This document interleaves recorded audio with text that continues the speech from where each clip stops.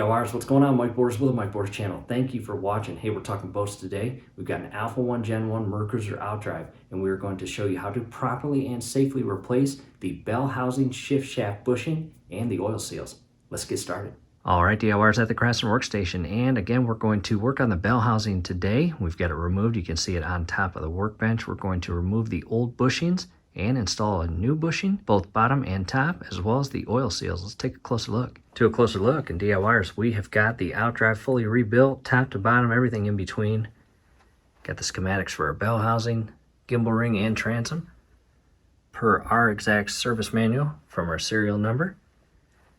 However, to the bell housing, we've got a few bushings. One on the bottom that goes in right here, and it kind of comes out the top, maybe about 1/8 of an inch. And we've got a bushing on the top hole. In the old design had an oil seal here, and we have removed that oil seal. As you can see right there, badly damaged. Definitely need to replace that. And a quick view of the top portion there. There is the bushing coming out of the hole. And DIYers, Mercruiser has actually changed the design. And in our service manual, it talks about this part right here that they have transitioned to. So the old oil seal, which again is right there. And in regards to our schematic, it is number 6 right there. You can see number 7 is that top bushing. That is right inside here. However, the service bulletin and addition to that section of the service manual informs us that that part has been superseded, and here's the new part number. Let's go and open it. Both bushings now removed from the packaging, and we'll start with the bottom one. Nothing really different. Just a brand new bushing to go in that cavity or bore on the bottom portion of your bell housing, and it will stick out again about 1/4 of an inch, as you see here. And the big change comes with this part right here. This is a significant difference in relation to the OEM bushing back in 1989. They have changed to this design. And the way this will go in is this smaller diameter machine cut will slide into the bottom portion of the hole right there, and we will shift this in the cavity or bore until the top portion of the larger diameter of the bushing is flush with the housing itself. And the main reason for this new design is to increase the reliability of the oil seal. Dating back to the original design, again, number 6 and number 7, you just had one oil seal. Now, you have 2 oil seals, and not sure if you can see it. There it is. You can see the gap in between the outer seal and the inner seal. And having 2 seals adds double the protection to your shift shaft and lever. As you see here, here's the top cavity that will be sealed off, and that is by design. You don't want any water or moisture in here. And this is where your U-joint bellows and U-joint shaft goes through. And I'll show you that right now. That right there, you do not want water in there. That will rust and fail. Not good. And the new packaging comes with instructions. What we'll do is reposition the camera, maybe the bell housing. I might put it in the vise, and we will get started. Quick update, the more I thought about this, I am going to carefully install it in my vise, and I'm going to use that vise to stabilize the bell housing as I remove and maybe install, after the removal process, the new bushings. And to protect that screw, I'm going to remove it. At this point, I've got the bell housing secured in my vise, as shown here. And to protect the asset, aka bell housing, I have put a towel in between the bell housing and the vise to alleviate any scratches or dents.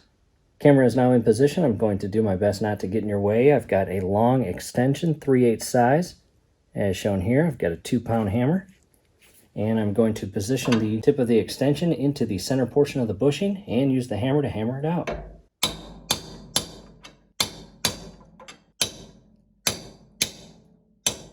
And it's moving pretty nicely. There we go. Take your time. No need to hammer it real hard from the beginning. It comes out pretty easily. And there it is. Check that out. Set that aside. I'll use that same extension to go in the bottom hole and all the way up to the top, where again, it's a perfect fit. Nice gentle hits. That's coming out really nicely. And DIYers, there it is. I'll set that aside. Let's take a closer look. To a close-up and to the bottom. And again, DIYers, don't overhammer it. These come out in a friendly manner. And let's take a look at the old bushings compared to the new bushings. As you can see, there is a difference with the bushings on the right-hand side. Those are the bottom bushings. And the new design has a larger or taller bushing, but the diameter is the exact same. And the top portion is tapered off, and that is going to be the portion that you insert into the bottom hole of the bell housing first when it comes time to install it. And to the left of that, a significant difference with the old design bushing compared to the new design. And again, 2 oil seals built into the new bushing. What I'll do now is grab some lacquer thinner and some paper towel and clean the inserts, both top and bottom. And a quick sneak peek of how I'm cleaning the inner bores where these bushings go. Again, I'm using lacquer thinner and a paper towel, and this portion of the paper towel is soaked in lacquer thinner, and all I'm doing is pushing it through the insert or bore and grabbing both sides and maneuvering it or moving it in a circular manner. Again, just to clean that inner bore. I went ahead and cleaned both holes or inserts / bores, and that's probably as clean as I'll get them. Now it's time to install the upper bushing. First, for preparing the new bushing to go into the bell housing, I'll grab my Gear Lube SA90 and I'll tip it upside down with the cap on, obviously. Tip it back upright, and I'll use the oil that sticks to the cap to lubricate the bushing. And we want to lubricate just the smaller diameter portion. This is going to make it a little bit easier to install in that inner bore in the bell housing. Now that we have that lubricated, here's the handmade DIY mechanism I'm going to use to install that new bushing. And DIYers, I am a huge advocate and supporter of buying the right tools for your project, as you have seen through all of our videos. However, this one tool to install this bushing and the lower bushing is on back order for 2 months. I scoured the internet and called every local marina, and unfortunately they all said the same thing. So I had to get a little creative, and the most important thing in regards to your DIY homemade tool is make sure that the threaded stud, if you go this route, can slide through the oil seals with ease. If it does not, and you have a larger diameter bolt, you could actually damage your new oil seals as you install this new bushing, and that is not what you want. Now to a close-up view of the DIY or made-at-home tool to install that top bushing. And we'll start at the very top. I've got a 1/2-inch bolt that extends through 2 washers. It starts with a smaller washer and gets larger. And you just want to ensure that the washers are small enough where they are not going to touch the sidewall here. Then it feeds through the bore and into the new bushing, where it then makes its way through the seals without touching them. Again, that's very important. And into a very large washer that is bigger than the diameter of the bushing by design. And I taper it off with 3 additional washers and into a 1/2-inch nut. From here, hand tighten it and do your absolute best to get that top portion of the bushing inside that hole or bore as straight as possible. And once you're confident that it is 100% straight, you can comfortably move forward with tightening the bolt and nut. And I've got a 1/4 inch and 3/8 ratchet, as well as 2 1/2-inch sockets. And DIYers, bear with me, I'm doing my absolute best to give you a good camera view. And I will slowly tighten it. Go slow, be patient, be precise, do not rush this step. If that bushing goes in crooked, that is not good. And I can already tell it is going in that bore extremely easily and in a friendly manner.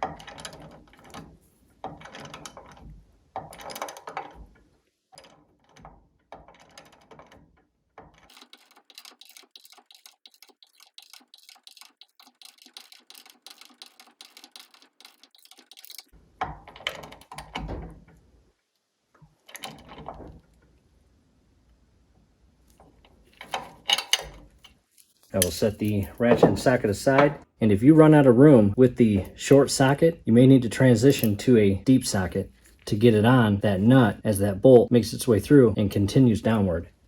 From here, I need to loosen everything up and remove the homemade DIY tool. At this point, you can loosen it by hand.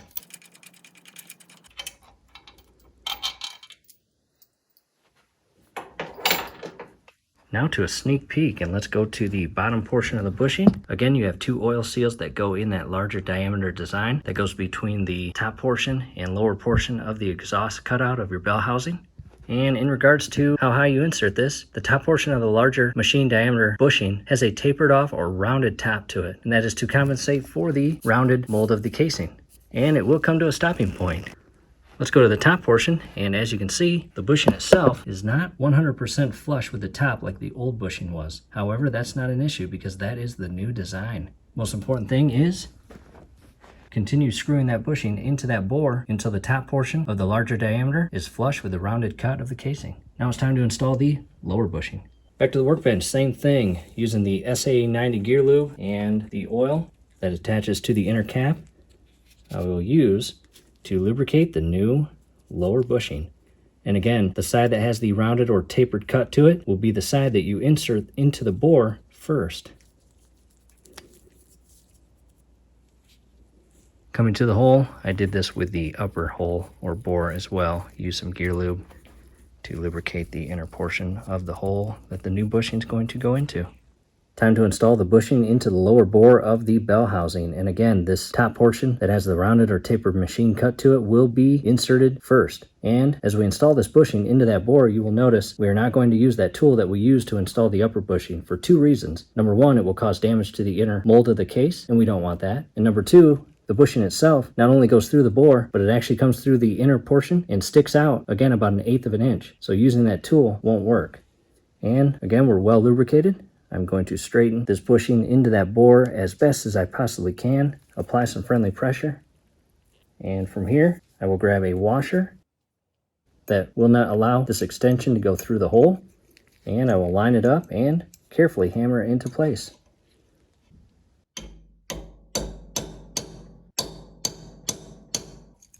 I now have the bushing started, and again, be precise, be patient, go slow, do not rush this part. And the reason I'm using this washer is to prevent the extension itself from damaging the bushing.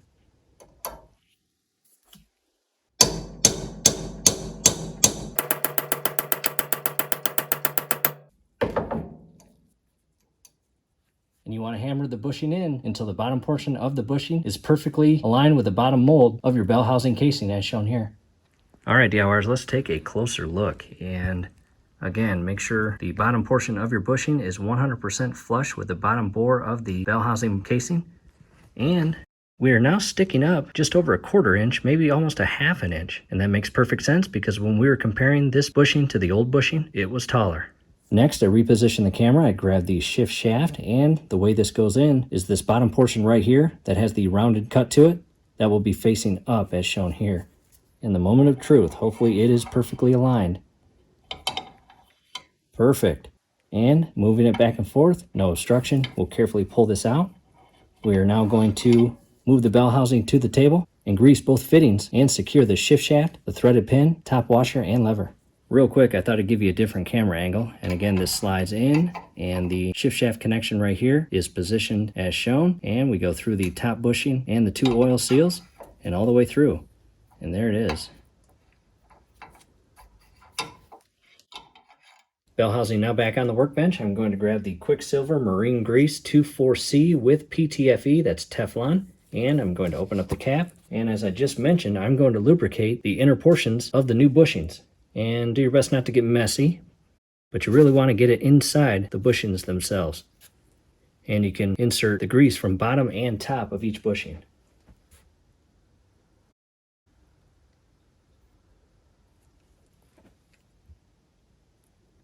And DIYers, do not skip this part. The life of your oil seals and the shift shaft, as well as these new bushings, depend on this grease. And to a closer view, again, do your best to get that grease inside those oil seals as best as you can prior to inserting and securing that shaft. And before I insert the shaft, I greased the top portion about 1.5 inches and the bottom portion where this rotates on the outer portion of the bell housing. And there's that hole where this threaded pin will go through to secure the crank inside.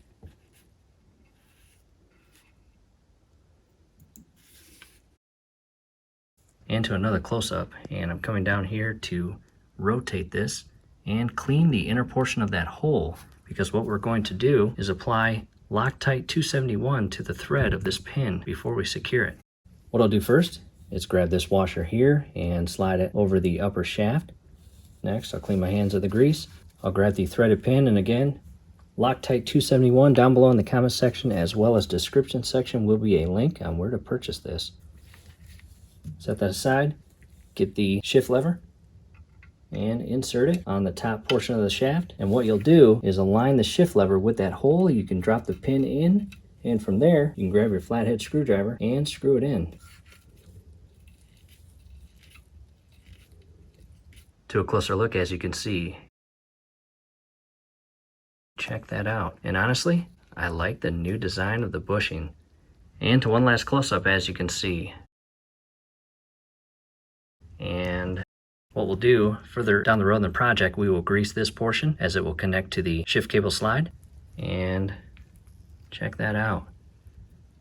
DIYers, that is it. We hope this helped. Hey, scrolling above right now is a link to a video where we pick up right where we left off and continue our rebuild project. We really hope to see you there. From here, do us a favor. Below the video, you will see that thumbs up icon. Click on that, like the video, subscribe to the channel. Definitely ring your YouTube bell. That would be very helpful to us. We'd really appreciate it. Thanks again for watching.